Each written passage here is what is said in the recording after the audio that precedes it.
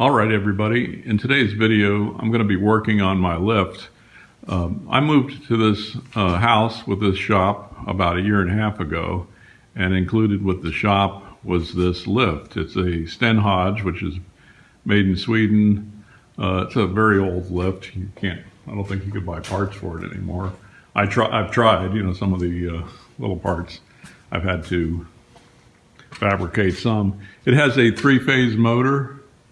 It's belt drive. There's twin lead screws, and then there's a chain drive. Goes underneath the chaseway between the two posts. And I'm using a rotary phase converter.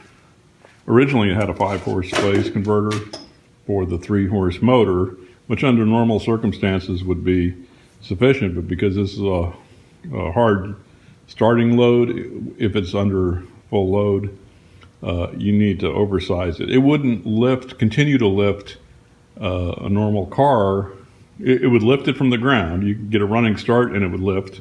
But if you stopped and then tried to lift it further, it didn't have enough ass to continue. That's why I tried, even on my little box body Mustang, that only weighs about 3,000 pounds. It would not do that. So I think I've got that part. The mechanics of the lift itself, but here's the problem I have with my truck. I started working on my truck when I lived at my other house, and I had a shop there. I've never had a lift before, and I didn't take that into consideration when I built my exhaust system. So as you can see, you'd want lifting points right at the frame.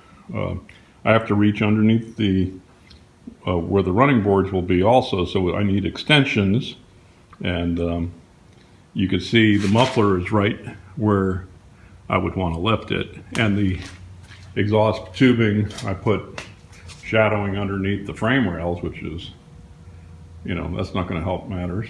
So what I'm going to do is move the mufflers forward about 20 inches, because it has a side inlet, which will be still shadowed under the frame rail, but it has a center outlet, so that'll give me clearance in this area here.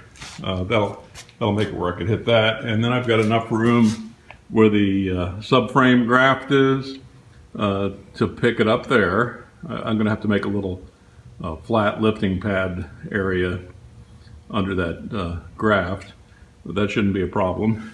And this Stenhage uses some oddball size, well, I guess not oddball to them. It's 60 millimeter, which is like about 2 3/8 diameter posts on the lifting pads. So I have not been able to find anybody that makes replacement parts or aftermarket truck adapters for this. I guess I could have made them that size, but it was actually cheaper for me to purchase a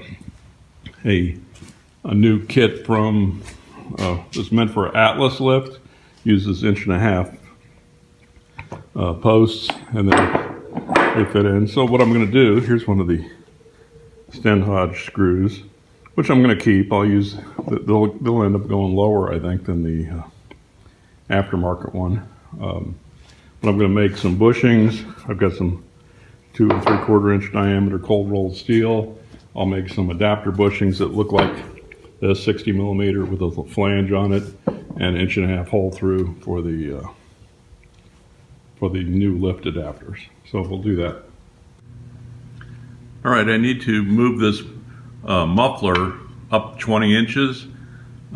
This section of exhaust, I have a flare on this side and a coupler, and also on the back side. So I'm just going to remove 20 inches here, and then I have a pipe expander.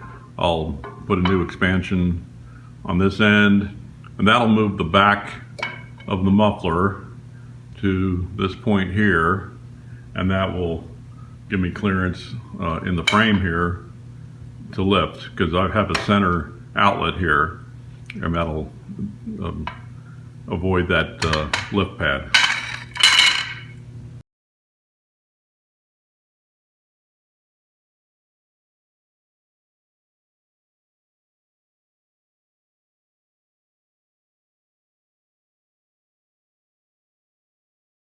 All right, I cut this 20-inch section off of my pipe.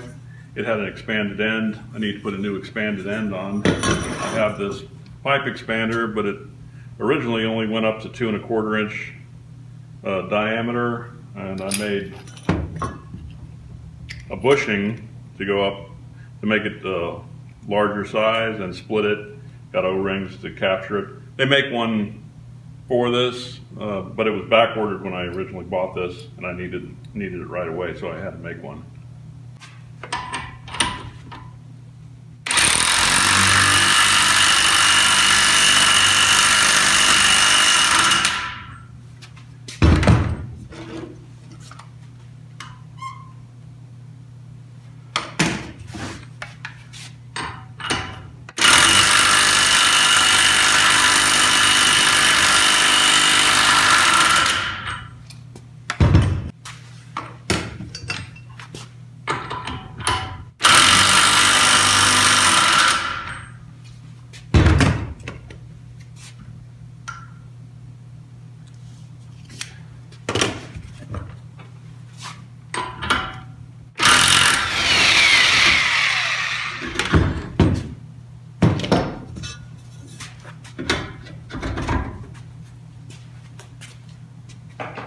All right, that's a really good fit, like that.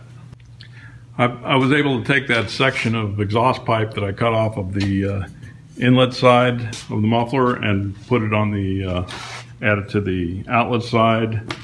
So I'm just going to tack them up, make sure everything is straight and parallel, and put them back in place.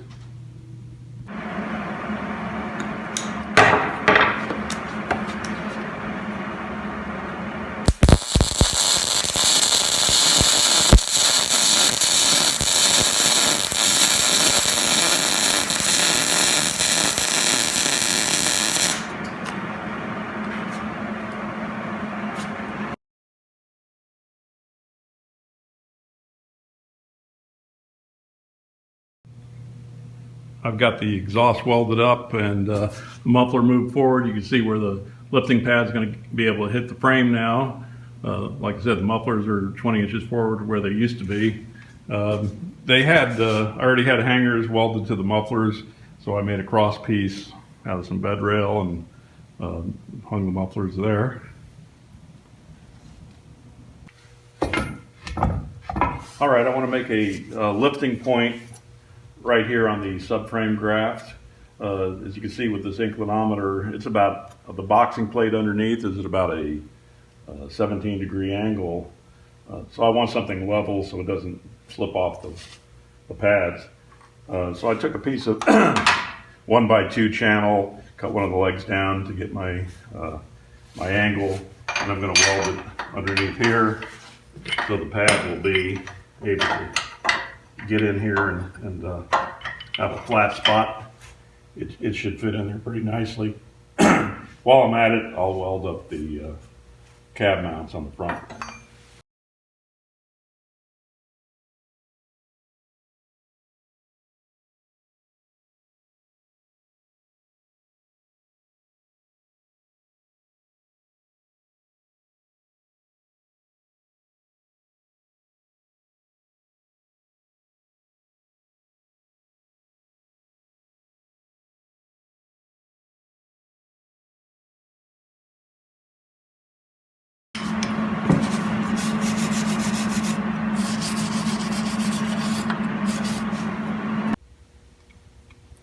All right, I got to take this 2 3/4 inch diameter cold rolled steel down to 2-inch 360, which is 60 millimeters, like the old lift pad. So I'm making an adapter so that I could put this new lift pad in. This has an 1.5 inch peg on it, so I'll be drilling 1 1/4 inch through here and boring it to 1.5 inch.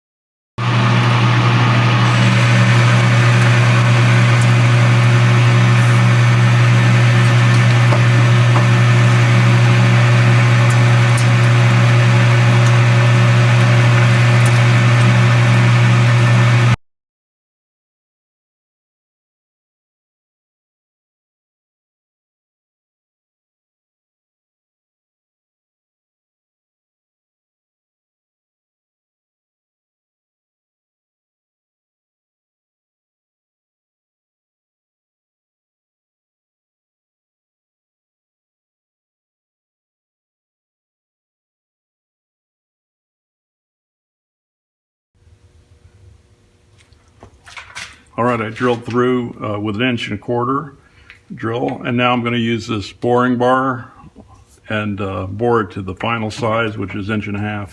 I'm going to give a couple thousandths extra clearance. Get a better finish with the boring bar and won't go oversized. If I used an 1.5" drill, it would be a little too loose.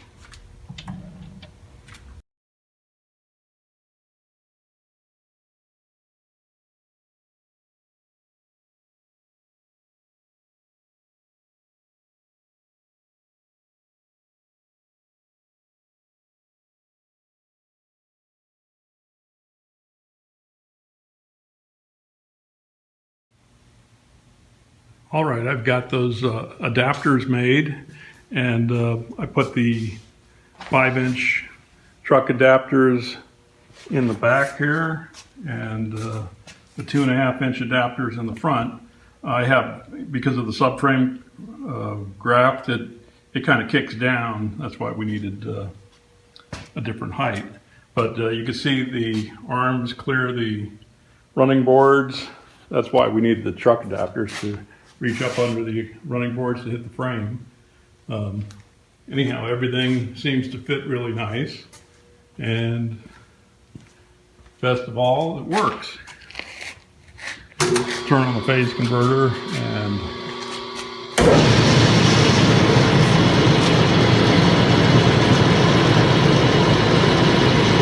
it's up. Before I was having problems with it when you lifted it, like if I would have lifted it this high and then tried to continue going up with it with the other phase converter, it would stall out. It didn't have enough current, I guess. Anyhow, this one continues along. As you can see, it lifts it pretty high. This has 11-foot ceilings in the shop here, and if I had the cab on there, I think it would hit the ceiling. That's probably because of the extra height of those truck adapters. But you can see those little perches I made for the subframe, and you can see my crappy welds here, but the lifting pad had to fit between the exhaust head pipe here and the subframe graft. I've got, like I said, I never had taken into consideration using a lift, so I built the exhaust system right in the way of where I would need to lift. But moving that muffler seemed to work, and I'm happy with the results here. I think I'll get plenty of use out of this. I appreciate everybody watching and coming and visiting me in my shop. Pretty lonely here right now as everybody's on lockdown, but we're all in the same boat, and please come back again. Thanks.